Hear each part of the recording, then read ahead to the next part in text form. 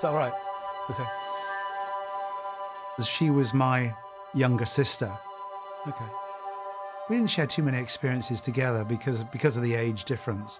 But I remember we shared times, picnics on Western Beach on a Saturday or a Sunday, family picnics.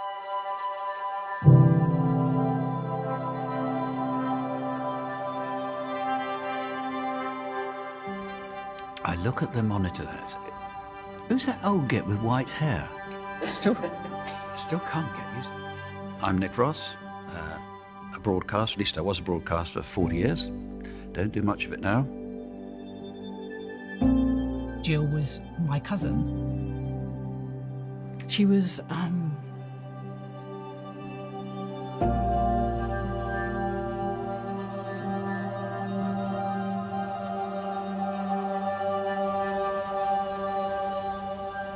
Hamish Campbell, and I was the Detective Chief Inspector in '99 and the Senior Investigating Officer for the murder of Jill Dando. We, the Metropolitan Police writ large, investigated that case so thoroughly, to the end of our ability, and examined so much to try to come to a conclusion. And we're now 20 years later. I think it is relevant in one way to hear a perspective from the police, and to give perhaps a view on it from a 20-year distance.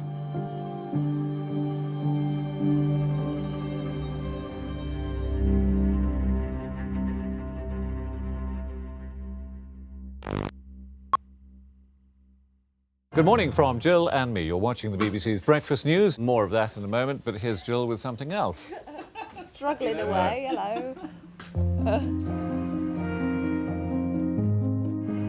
Jill started on BBC Breakfast Time, and then she was on the 6 o'clock news, and I think you get promoted within the news hierarchy. Also in this morning's programme, more dockers are at work than on strike. The Queen, in her Christmas message, has said she will pray for peace around the world. That's it. The next national news is, of course, the 9 o'clock news. From the 6 o'clock team there, good evening. Good evening. We were a double act on the 6 o'clock news, I suppose. As far as the audience was concerned, Jill was a friend dropping in. More so than any other newscaster I think I've ever known. Sorry, I couldn't hear you. I've now got something in my eye. Hello, at the end of the last series of Holiday, I was in New Orleans. She'd always thought how lovely it would be to be on the holiday programme, for instance. Can I just check again? I just want to just check something. And then when that came to fruition, Jill couldn't believe her luck that this thing that she dreamed of being on had been offered to her. We would just watch it at home thinking, oh yeah, there's Jill on the telly. She was presenting, she'd done breakfast, she was on the holiday programme, which was huge at the time, Crime Watch, the same, millions of people were watching it. She had this interest in doing something in TV from a very early age, and achieved her ambition quite spectacularly. Good evening and welcome, as people all over the country are joining together once again to solve some of Britain's most difficult and serious crimes. It all depends on you. And together we've Jill wore high heels on the programme, and when she wore high heels, she was taller than I was. Easy to upstage me. In the last shot of Crime Watch, we come together and say good night to the camera. Don't have nightmares, do. Sleep well. Good night. Good night. And as she came in on that first programme, she quietly kicked her high heels off so that she wasn't taller than I was. She did that every single show. Good night. Good night. Good night. Good night. Good night. Good night. At the time, I was Director of News for the BBC, and I first saw Jill when she was presenting Spotlight. I'm sure it was Spotlight in the Southwest. We were immensely lucky because you had someone there who just had this really special connection with audiences. It was remarkable. I'm sorry. Just I was fiddling around with my earpiece. People saw the talent that she could bring and the natural character that she had. She never had any airs or graces. So what have you been doing on board? Eating. In the last 2 years or so of her life, I would say that Jill went from being competent to being a star. She arose and looked amazing. She was, I would say, in command then. She was powerful. Hollywood, Los Angeles, the greatest wannabe city in the world. The level of her success surprised her, but she, I don't think, ever really gave herself credit for just how good she was. There was a lot of razzmatazz, and there was a lot of celebrity events, prize givings. She was going to these amazing places, she was staying in amazing hotels, she had all these lovely outfits. But that doesn't mean to say she didn't forget. She still retained that girl next door persona, which was absolutely the person that she was, and she didn't change. So until next week, goodbye.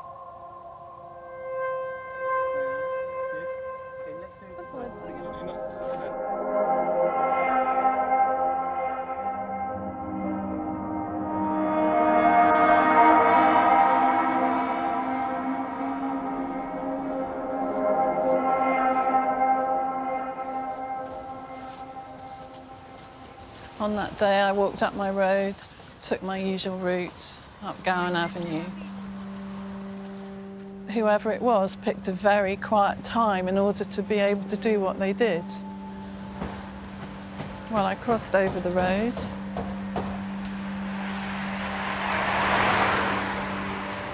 And then I saw Jill's car.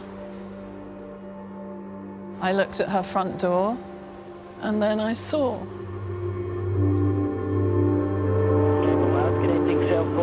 7931. Thank you. Ambulance service, hello. Hello, ambulance. I'm walking along Gowan Avenue. It looks like there's somebody collapsed.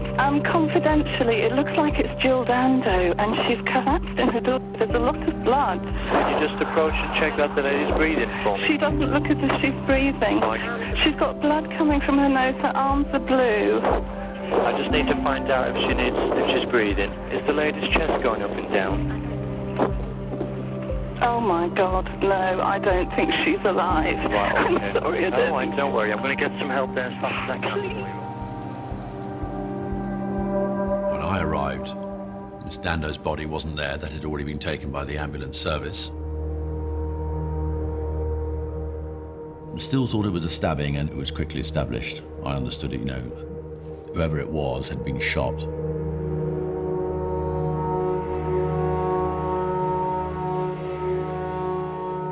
We could see the nature of the contamination that was being conducted by the ambulance crew. But yeah, there was a limited forensic field there. The fact that it was Jill Dando created an immediate media interest and a lot of news. But obviously we had to wait for formal identification.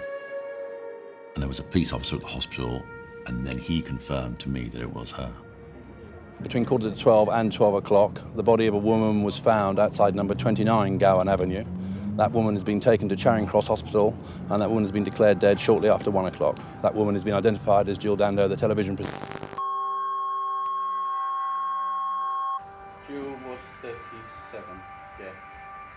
No, she was 37. Jill was 37. 37. Peter, I'm telling you, she was 37. All right. I've told her she was 37. She was exactly 2 years younger than me. She was 37. What should I say? I'm telling you, she was definitely 37. Definitely. Here we go.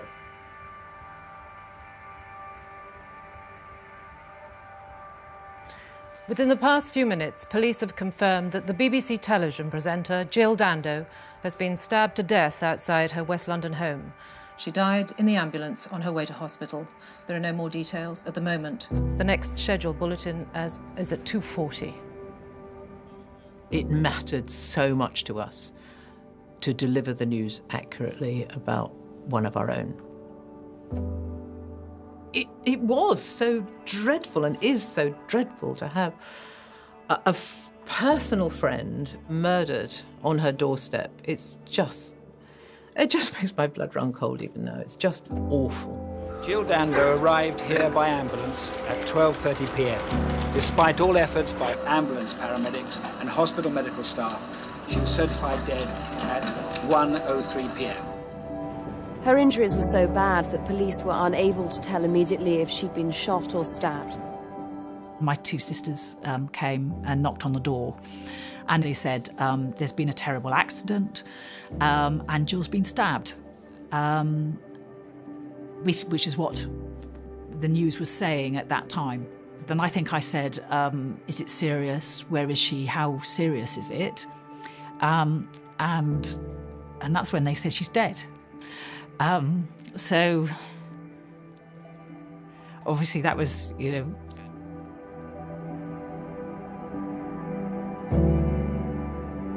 not only the immediate family, but a lot of other people in Weston and the Western area who are going to be deeply, deeply saddened by what's happened today.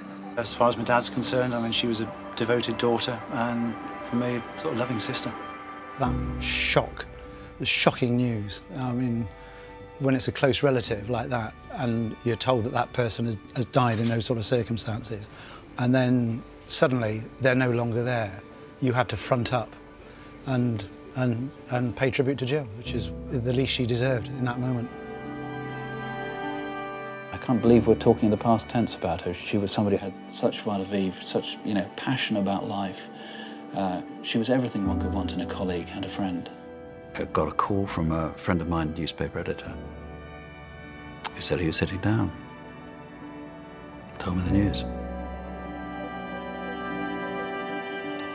And that's the main news tonight, the brutal killing that today stunned everyone here at the BBC Television Centre.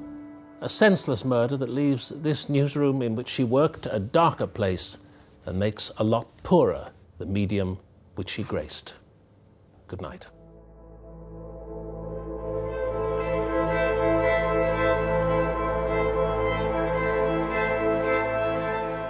Good afternoon. Officers leading the hunt say 5 people saw a well-dressed man near Jill Dando's flat about the time of her murder. She was shot with a 9mm semi-automatic pistol which can't be legally held. The tributes here on the flowers echo the overriding reaction of shock that has met the news of Jill Dando's death. Thousands of people have been sending messages of sympathy to the BBC. Many are from people who never met Jill Dando. The nation took an interest in a murder investigation in a way that you see in other cases, but this somehow felt quite personal, I think, for many people in society. It is continually on the national radio. It is continually on London radio. It is now recaps of Jill speaking back to you through the TV screen, even though she has passed. Oh, that was wonderful. Wave after wave of information and outcry and empathy. Things like a 7/7, a 9/11, they're a different scale. This was a single fatality. This was one murder. But it was the victim, it was the circumstance that made it one of the biggest cases, if not the biggest case of its time. She had done a huge amount, personally, in the fight against crime by her role, not least in Crime Watch UK, and therefore this makes her death all the more poignant. It was mentioned in Parliament by Jack Straw. Tony Blair came forward to talk about it because this is such an extremely rare event. Everybody in the newsroom was saying, why? How could this possibly have happened to Jill? The police admit it looks like a professional job. The circumstances make it look like it's a professional hit, but we just cannot exclude somebody who has a revenge or a grudge or has been stalking. Any number of possibilities are open as to why Jill Dando was murdered yesterday. Police say it could have been a stalker or a professional hitman, but every possible motive is being looked at.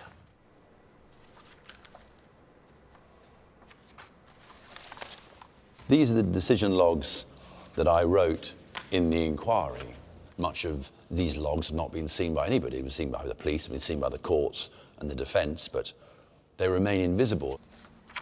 I look back, there was a lot of pressure there, and that, even in those early hours and days, and there was a lot of people calling me directly, and the media, and through the press office, and through senior command, giving ideas and suggestions as to who killed Jill Dando.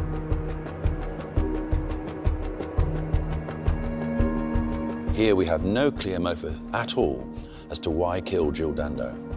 What has been achieved by killing her? Revenge? Revenge for what? Money, sex, jealousy, ex-boyfriends, business, television, secrets about to be revealed, criminals, her crime watch work? Was there more than one person which we didn't know about? Either Jill Dando was murdered by a single person as an individual operating on their own, or she was killed by an organised gang. What motivates a killer to kill in broad daylight? This isn't in the middle of the night. This isn't some dark alleyway. This was one of the highest risk murders that you could probably do. Is that a trained killer or is it an absolutely chaotic killer driven by the emotion of the moment? All of those facets have to be worked through.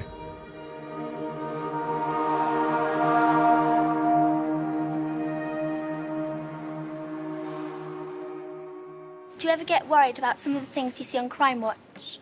Oh, yes, you do, because you hear of such terrible people in this world doing terrible things, and that's what worries me, is the mentality of some people that can actually do those awful things. So, yes, I do. Did you, the pair of you, feel that you might get into trouble as a result of doing this? After all, you were attempting to nail fairly villainous individuals. I don't believe there is any connection, a Crime Watch connection with her killing. Right from the beginning, there was this assumption this was something to do with Crime Watch. To go for somebody who's just the messenger, well, why? Because it's a crime program, sure, but I mean, why not because of the holiday program she was doing? Why not because of any other program? Why not just because she was famous? How would it be served by somebody on Crime Watch, some villain or criminal, going, I know what, I'm so upset with this, I'm going to kill Jill Dando? Well, it's making no sense at all. Even if it's a contract, there should be a fairly identifiable reason for someone to arrange and pay someone else to kill another. But nevertheless, we examined all the cases that Jill was involved in, which cases she broadcast and, you know, with the police officers. Well, there was just simply no evidence for it.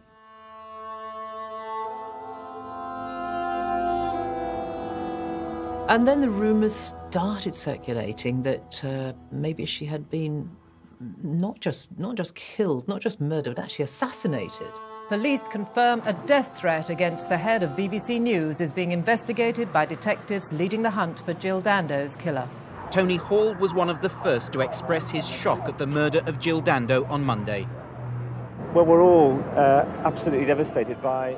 We had 3 calls, as I record, to the BBC switchboards in London and Belfast. I listened to the voice of one of them, which said, basically, I was next. I mean, they were threatening me. I have no idea what that amounted to. Was it a real threat? Was it not a threat? You know, there are often copycat things that happen after these sort of events, and the police took it seriously, but I don't know. Speculation remains high she was the target of a Serbian professional killer responding to the NATO bombing of their television station in Belgrade. By the time it was light, the full extent of the destruction was clear. Videotape fluttered from the trees nearby. My mother did tell me the Serbs had said when we bombed their broadcasting station that we'd killed the Jill Dando of Serbia. The fact that it might have been a tit-for-tat reprisal, then I can understand that that might have been the case. Particularly since the way Jill was killed made me think it represented something bigger than the actual act. It doesn't mean to say that that was what happened, but I can see that was what happened.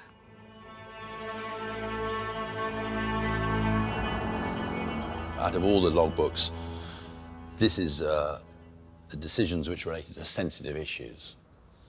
I'm way down the line, making inquiries with the security services and the intelligence branches, and to see whether they had any information or intelligence in respect of, is it really likely that somebody from Serbia travelled all the way to England to kill Miss Dando? Very unlikely, really. Is it likely then that someone in Serbia or wherever contacted someone here to tell her that she must be killed?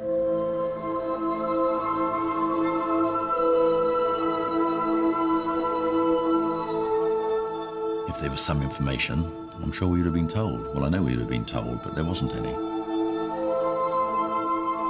The Serbian link was pretty quick to be able to close that down through international intelligence opportunities, but it was one that was, I think, foisted on the investigation team and was held to be true, and some people will still aver today that it's, that was the case, but no evidence was found. I can think of many cases where a darker conspiracy is offered up and suggested, which turns out actually to be, unfortunately, somewhat more mundane and boring. I always to say, so what do you actually know? What do you really know? And that was the key here. What was the actual evidence? And that, as I say, is back to the crime scene.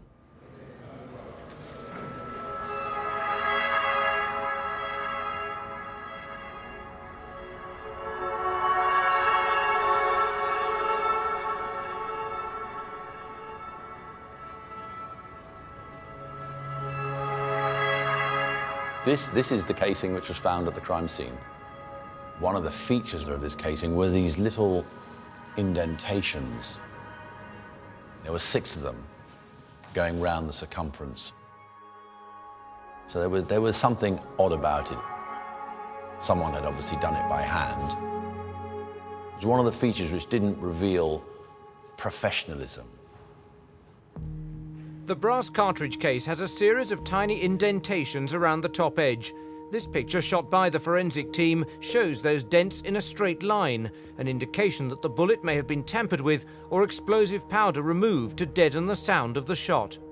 If this is a professional, organised shooting, this individual or gang only had 1 bullet to fire, and the 1 bullet they managed to fire had to be put together. What was that about in terms of firing in a professional capacity, firing and then leaving the signature bullet behind? That was itself an odd feature as well. Police know the weapon used in the murder was a semi-automatic handgun, similar to this one. But detectives are still reluctant to place too much emphasis on theories that a contract killer carried out the attack. There was a view that the person responsible was likely more to be a sort of individual act rather than an organised criminal network, planned hit. That wasn't the thinking. The post-mortem report, the nature of the injury to her head, the markings there indicated that a silencer couldn't have been on the gun.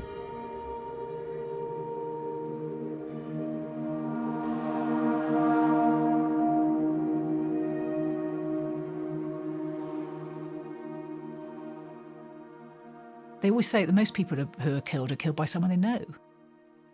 When this situation happens, you think about every possibility and everybody becomes a suspect. You question everything and you question everybody's motives and you think about every single person in turn and think, could they have been the one that did it?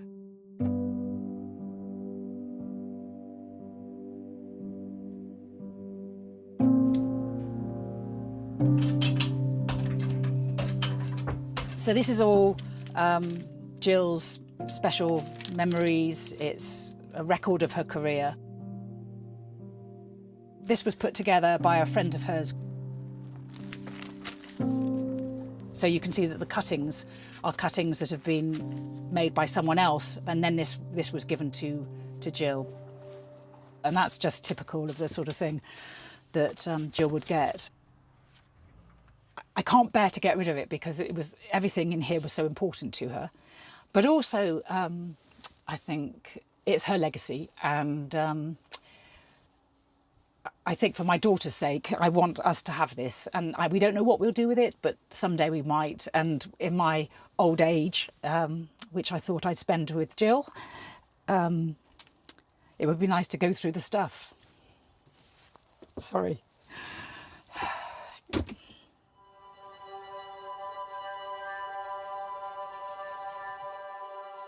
She always seemed sensible.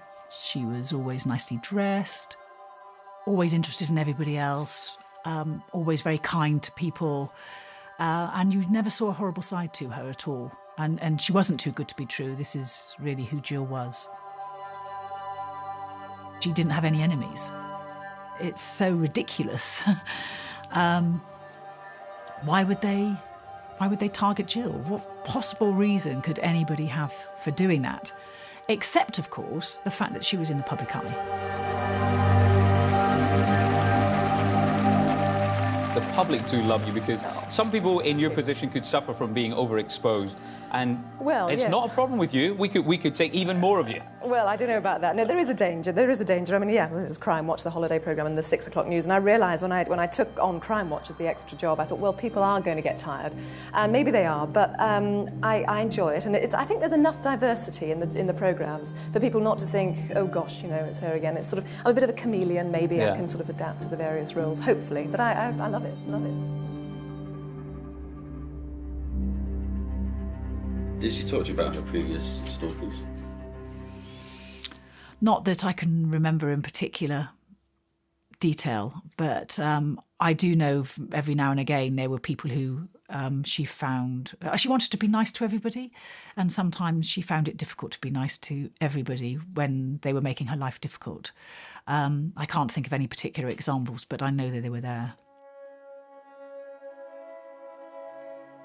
Jill Dando had two lives. She had her public life and she had her private life. It's entirely possible that her public life was the stimulus for someone killing her. The theory that it was a singular individual working on their own did include the type of person who may be stalking Dando or obsessed with her or following her or besetting her. We didn't know. But the literally thousands of letters that she received, and within that there were some, well, there's no other word for it, some odd letters that she did receive, and there was one individual who was clearly obsessed with her and stalking her. The police have also approached the National Crime Faculty at Bramshill in Hampshire for assistance. There they can get access to expert psychological advice, which will allow them to develop a profile of the killer. The psychologist's report help with the type of background he would likely have, or experience he may have, or convictions he may or may not have. What do you mean by a loner? We all know people who are, not very gregarious. Do you mean, as that witness said, a bit of a funny one? Yes, there is something odd about him, but he might be alone but isolated, either emotionally isolated, not married, having difficulty with previous relationships with girlfriends. There will be an obviousness about this separate away from society and groups of people. And when you say obsessional about Jill, I mean, millions of people are fans of Jill, but you mean something very, very particular. Yes, we're not talking about respect. Gowan Avenue is a typical residential street in West London. It's tightly packed with terrace houses, cars parked either side of the road. On the morning of the shooting, there must have been nearly 80 people passing through Gowan Avenue. But at the actual time of the shooting, there was none. There was the next door neighbour here who saw a man leaving from the direction of 29 Gowan Avenue. I heard the scream. You heard it? I did hear a scream. Did you hear a man's voice or anything like that? No man's voice at all. And did you hear a shot, or did you... There was no shots. You saw this man yourself? I have a particular vision of the guy. Yes, I did see him. Tell us what you saw. What exactly was he doing? How close were you? What did he do? He walked very calmly away from the scene, and when I actually saw him, I thought nothing of it. I thought, in fact, it could have been a friend of Jill's when I heard the screaming. That's why I particularly at that moment didn't do anything that now I wish I could have done. He didn't hear a gunshot, and he didn't react to the scream. But the scream or the cry was indicative of something to us, that Jill Dando had clearly in those last moments recognised danger, seen danger, and was reacting to it. Otherwise, why scream? As far as one can be certain of anything, the man walking away at a relatively fast pace was the person who had killed Jill Dando.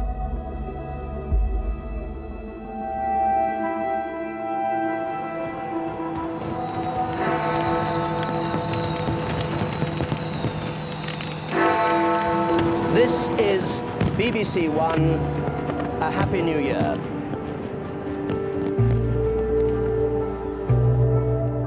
There's growing concern the inquiry is beginning to falter, and with no immediate prospect of an arrest, detectives are increasingly under pressure to come up with a result. Sometimes I felt we were a day away from solving it, and other times I thought, no, we're a long way away. Other senior officers, you know, they were asking, what are the likelihoods of this case being resolved?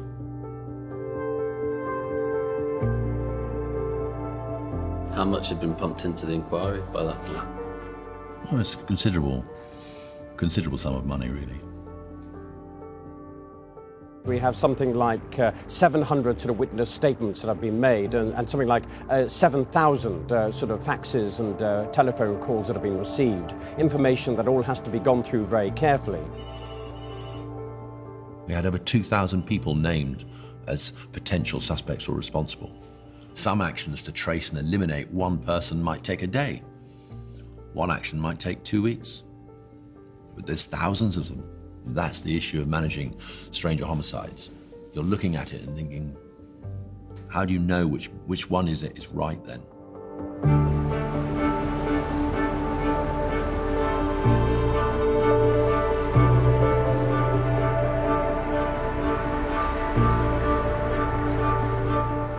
A year after Jill Dando was gunned down on her doorstep, no one has been charged with her murder. The police are suggesting more strongly than ever that it was a stalker who shot her. I remember writing in one of my decision logs that maybe the answer lies in the single loner individual. How is it we've spent all this time, all this media attention, all this information, and we haven't heard a single thing, really, as to who it is? And that this absence of anything good is because of that's who it might be. I return to the loner, the infatuated, the psychopath, the disturbed, or the obsessed. They're all equally capable of planning good luck and the ability to hurt and harm. My own notes show that this is the most likely explanation. The witnesses of the 26th of April and the earlier days show a man loitering in the street. Can it really be possible that this is 10 or 15 different men, or one man seen through different eyewitnesses and lenses, thus explaining the various discrepancies that we have? Not only have we not seen one piece of evidence or information to show Dando was the subject of a contract killing, the location of her death points away from contract. I remember we discussed this. Her attendance at Gowan Avenue was sporadic. It's not the location anyone would choose because there is simply no guarantee or knowledge that she would ever appear there. And it was shortly after that, by coincidence, part of the inquiries, that the man Bulsara / Gad / George came into the inquiry.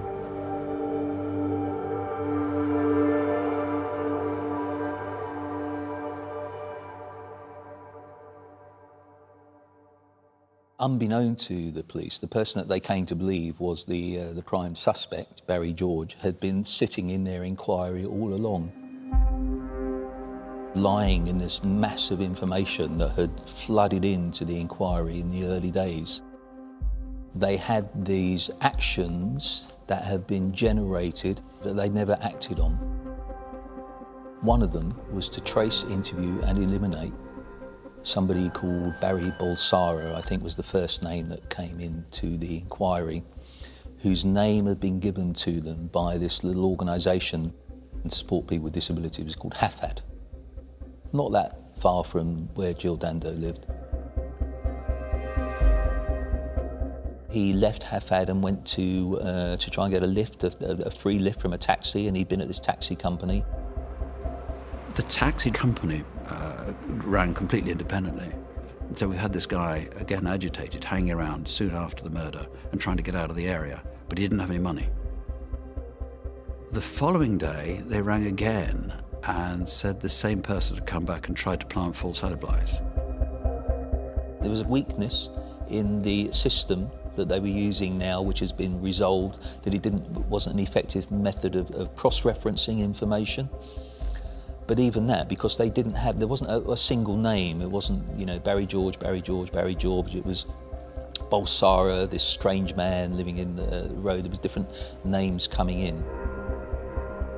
I think the police recognised at the time it was a failure, that the significance of them should have become apparent to them sooner. I think you have to see it in the context of, you know, hundreds and hundreds and hundreds of messages coming in. The delay was unavoidable in comparison with the scale of the work that was required. I've re-examined in detail all we know of this subject. Some of it has come too slowly to my attention and represents and answers many of the questions and problems with this investigation. It is therefore essential that he is either eliminated or implicated as quickly as possible. We are 1 year behind him.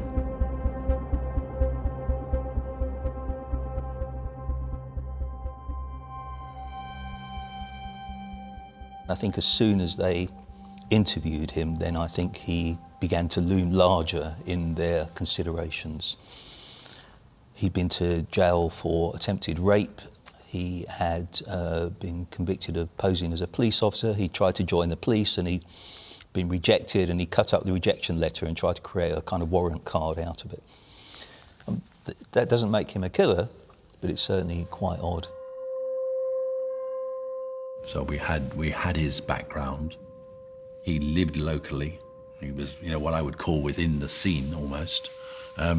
And so there were a number of markers which came up to say, let's just pursue this. And that's how I then authorised the search warrant.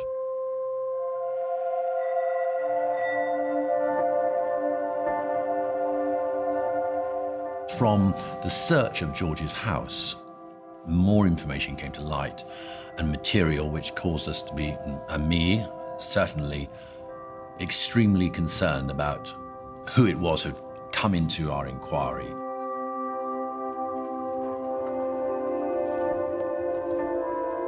One of the key things that was found was many rolls of film, undeveloped, old-fashioned camera film, which we actually obviously got developed, all hundreds of photographs of women.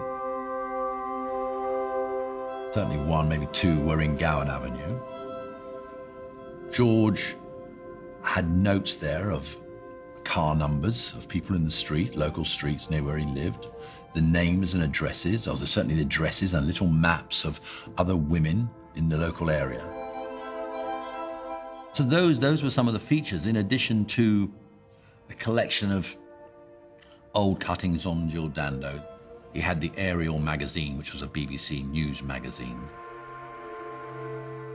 There was an old holster for a weapon in his house, a number of business cards for firearms dealers.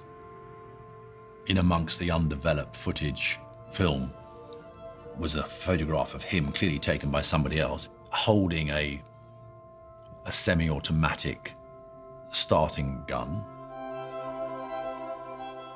The type of weapon which the forensic scientists a year earlier had indicated would be one of the weapons which could have discharged that bullet. The search didn't reveal a direct link to the killing of Dando, because there was nothing to link. But what the search revealed was some circumstantial connections to the crime scene.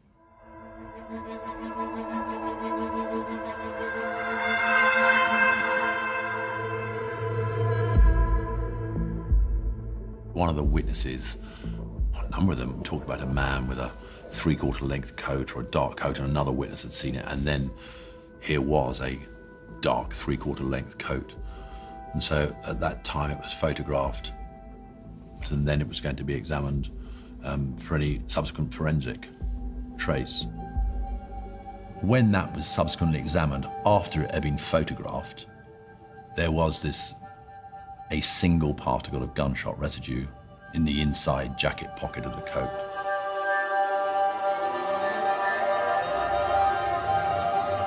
Gunshot residue which actually had and contained the same elements of lead, barium and antimony as the gunshot residue which was both on the cartridge case and in the head hair of the wound for Jill Dando.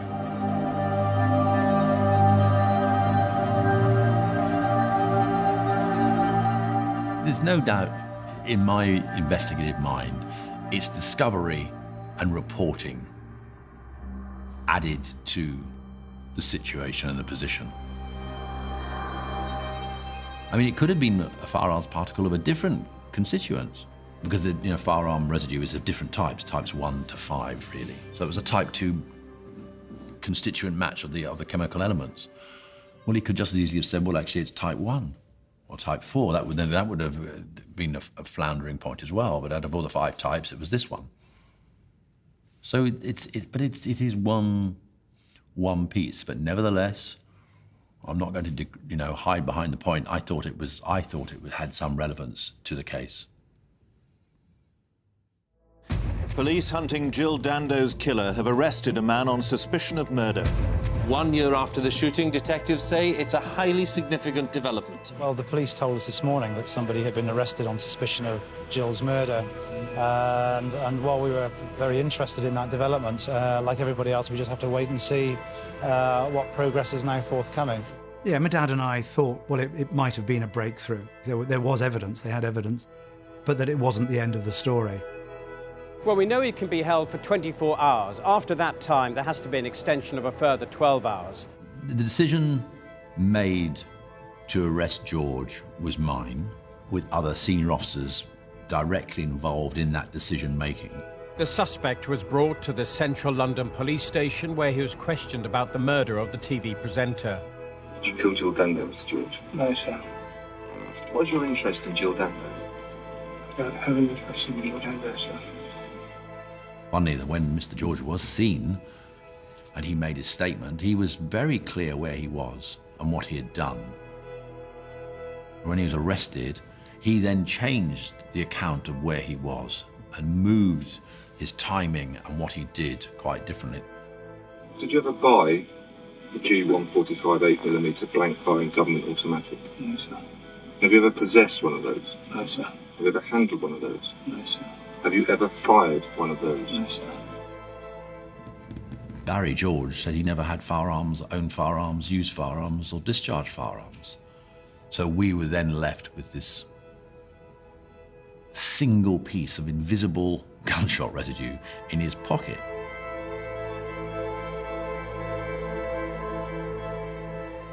In my experience, the Crown Prosecution Service doesn't rush to charge unless it feels it has a sufficiency of evidence. And in my personal experience of Hamish, he is a man who will go out of his way to disprove as much as prove because of the gathering of evidence. No preconceived ideas. The discovery of the particle and its establishment as the same type of gunshot residue as what was on the casing and her hair was just one tiny element in the connecting of all these other factors. It sat there just as that. Did it contribute towards a decision to charge or decide to charge? Yes, it will have done. But it wasn't the only factor.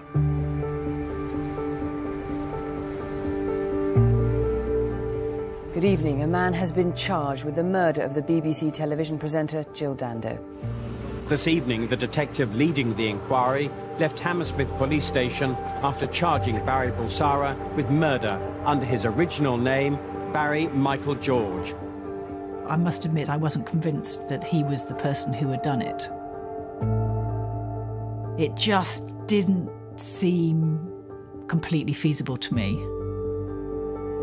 I think it all seems a little bit contrived.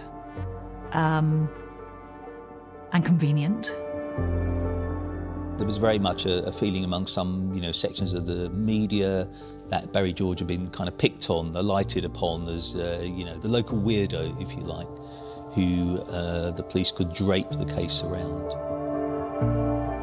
Well, there's always been the view in the media and elsewhere that the police chose Barry George somehow as a scapegoat and, for want of a better word, a patsy for the investigation team because we couldn't solve it. And it's somewhat insulting and it's completely untrue and wrong. None of the things had emerged. He would never have been charged at all.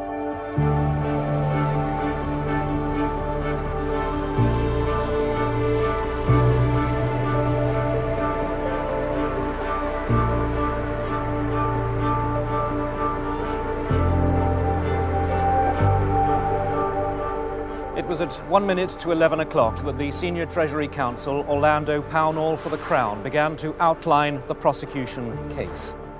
The trial lasted for something like 52 days of legal argument and evidence.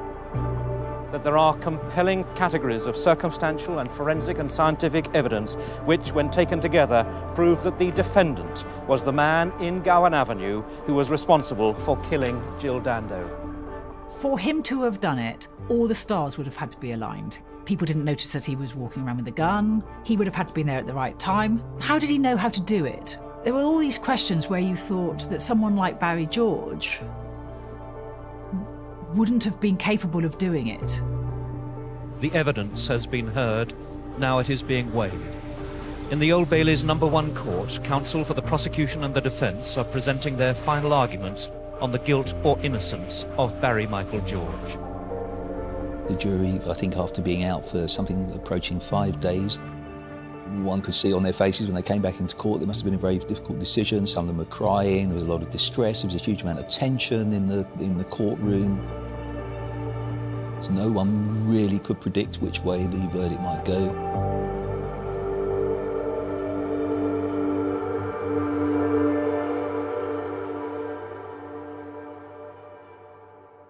The day that he was found guilty, I was in my office and I just sobbed.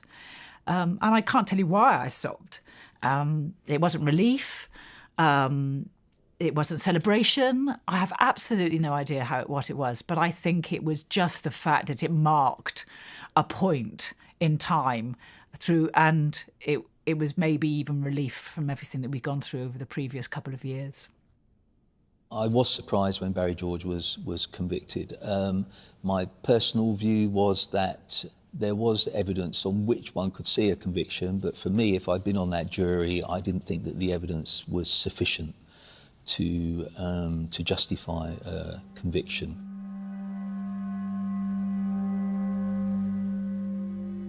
The thing that really sealed his fate in the end was a single particle of firearms residue. When they found a particle, I was always very sceptical of that. As soon as you enter some scientific evidence which could raise any doubts at all, then there is always the prospect that it crashes and burns.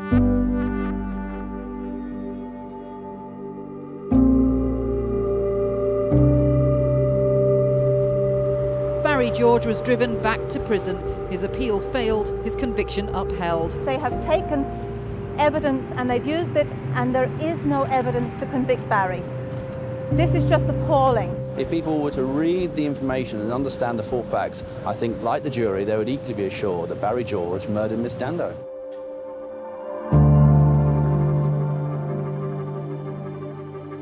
I'm Angela Shaw. I am a forensic scientist. My area of expertise is in gunshot residue, and I've been an expert in that field for 19 years.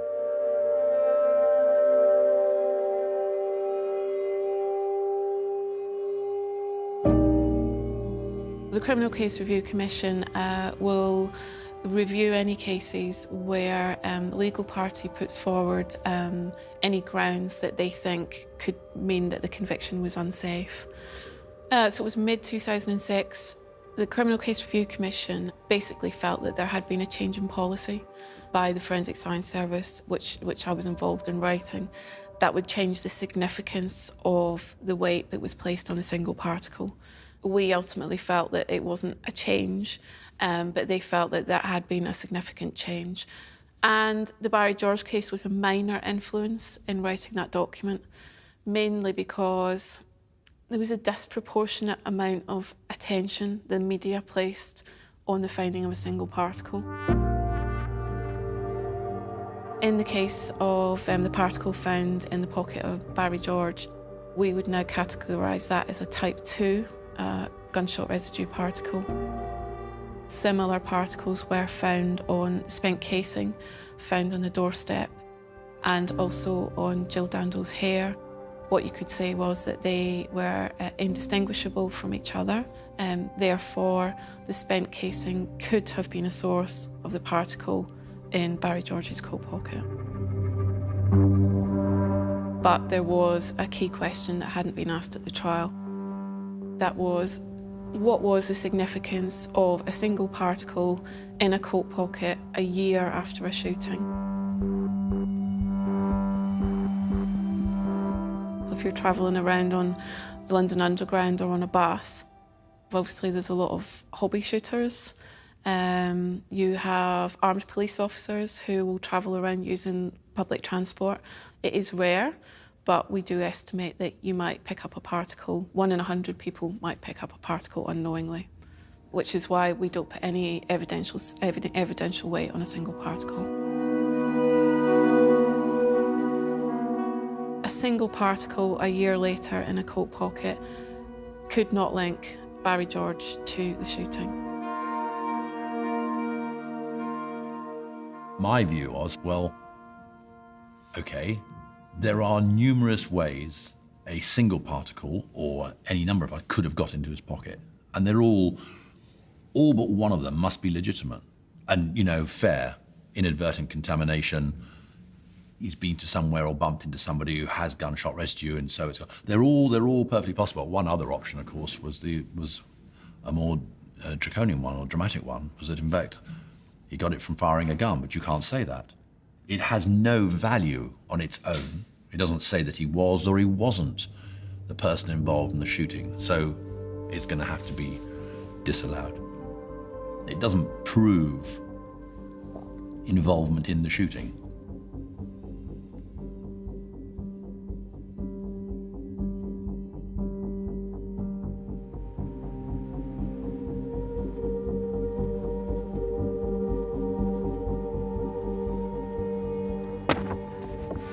Barry George is cleared of the murder of TJ. He's a free man tonight after 8 years. My sister says the family's finally found justice. They've finally got justice. Yes, that's fine.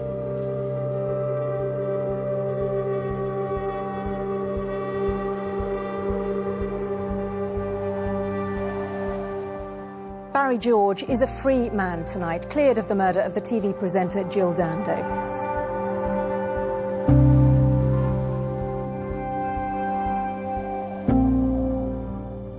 We've been fighting for many years. Now we need time to get back together as a family. We also hope that the police will now look again into the murder of Jill Dando. Thank you.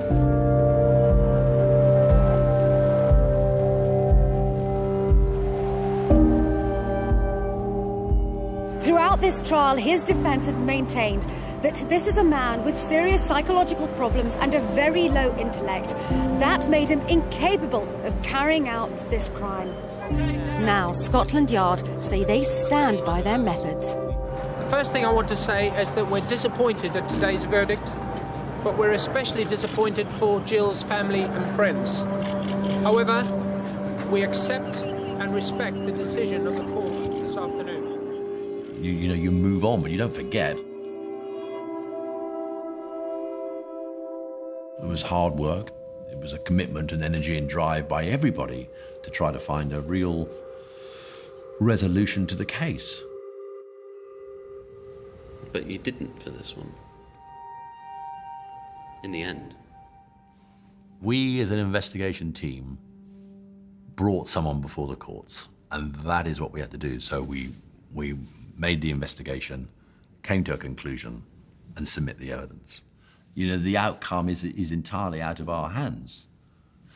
You're either guilty or you're not guilty. It's not really determining whatever you mean by innocence. So those are decisions made by the court, and that's what we have to live with.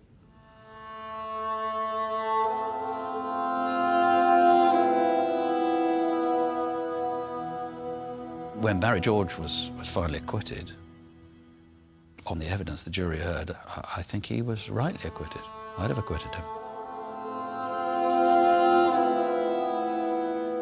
Without that single piece of, that particle of firearms residue, one can see what a dent that made to the evidence against him, because that was really the only thing that connected him to the actual event. Whether one does or doesn't believe Barry George did it, Barry George is an innocent man in the eyes of the law, and that is the end of the discussion. Do you ever think that it'll get solved?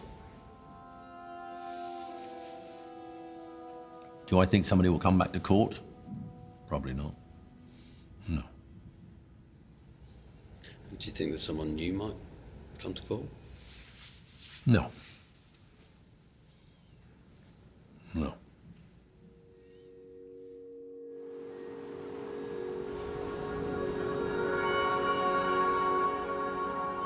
I would like to see somebody charged and convicted, but I would just like to know why someone would want to kill her.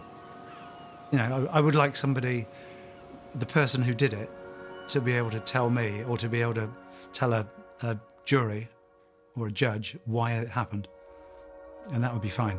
That would put my mind at rest, and that would be the closure for me.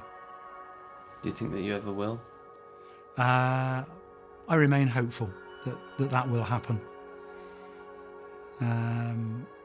We're 20 years on now, so it's the odds are against it, but I live in hope.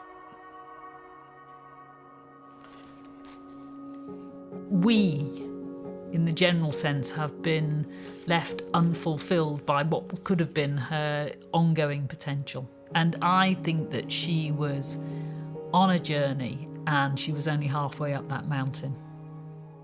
What is raw when it happens is less raw, much less raw, 20 years on. But I'm really proud that we have the Jill Dando Institute in Jill's name, from undergraduates through to masters and PhD students, doctorates. We've got people who are looking at forensics, and particularly in flaws of forensics, how they can mislead us. And we're trying to support police in bringing much, much more preventative effort to crime. She'd be proud of it, immensely proud of it, I'm sure. And that stands as a lasting legacy to her.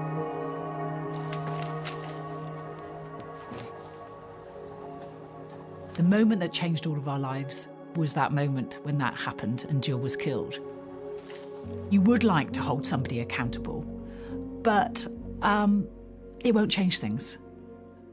Whoever did that is still around, and I'm not convinced that you can hide something like that forever. But we'll see.